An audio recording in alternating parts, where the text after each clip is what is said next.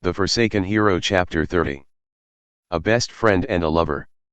We were talking about what had happened up until the point I revived as we headed to the room that had the teleportation magic formation in it. Still though, that was a close one. I was dipping in and out of consciousness midway, so I didn't see all of it. Unleashed from her chains, Ledred was busy using a small ball of fire to warm herself up by moving it from one part of her body to another. I'd given her my robe so that she wouldn't catch a cold. Sorry. I was defeated.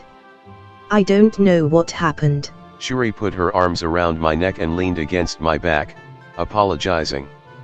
Ever since she came to, she'd been acting spoiled and has been clinging to me. I mean, it's definitely a good thing for me as a man. Those things touching my back. They were battling against my ability to think. I'd rescued the two of them without any other problems happening after Fantra was dealt with. As Shuri's chest had been stabbed through, I was carrying her on my back. Ledred refrained, instead opting to walk on her own. Not being able to die when you're trapped in ice is common sense. Yet, hero, you came back with Revenge of the Grudge Bearer. Oh, yeah. I used Deadly Poison's effect. Deadly poison? Yeah. The deadly poison status effect. Shuri and Ledred responded at the same time, their voices overlapping. The person to answer them wasn't me though, it was Tamaki.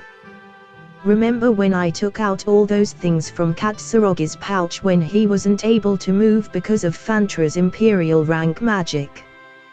One of those things stood out when I was looking through it. I saw a Yonu leaf. Seeing her best friend still looking confused, Tamaki continued. You'll get the deadly poison status effect if you overdose on Yonu leaves. That is, you'll lose 100 stamina every minute, regardless of how it happened. Moreover, if you run out of stamina during the effect, you'll die. In other words, him being trapped in that ice didn't matter. I see. But when did he eat it? I didn't see him eat anything. That was what that kiss with him was for.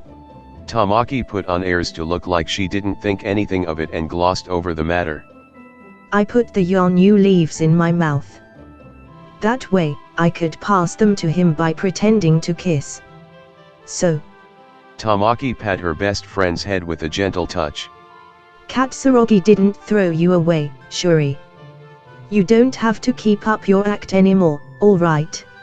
The affection in her voice was plenty enough to make Shuri cry.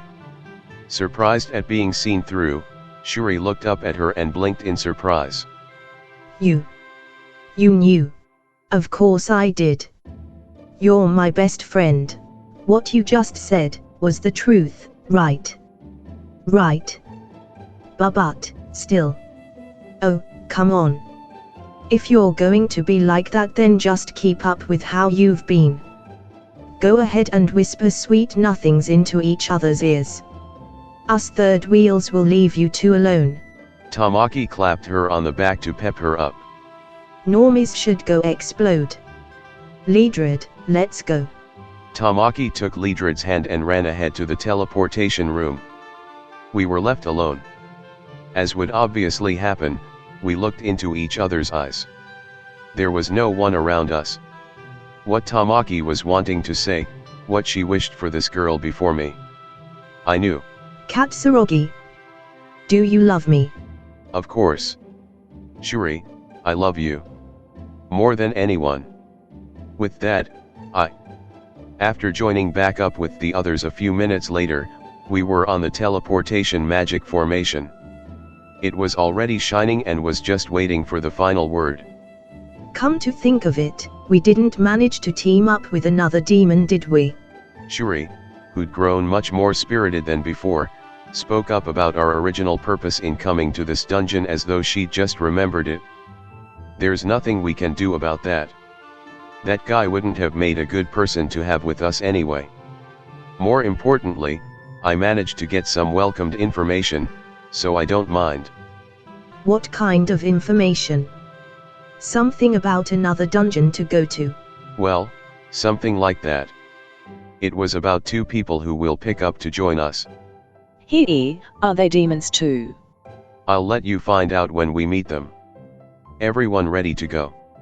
Leadred shrugged, Shuri clasped my hand, and Tamaki watched over Shuri with a gentle gaze. Everyone showed their readiness in their own ways. 3, 2, 1. Teleport! We invoked the magic formation. This time, a sunflower yellow light pulsed up from the ground and overwhelmed everything, teleporting us to the surface.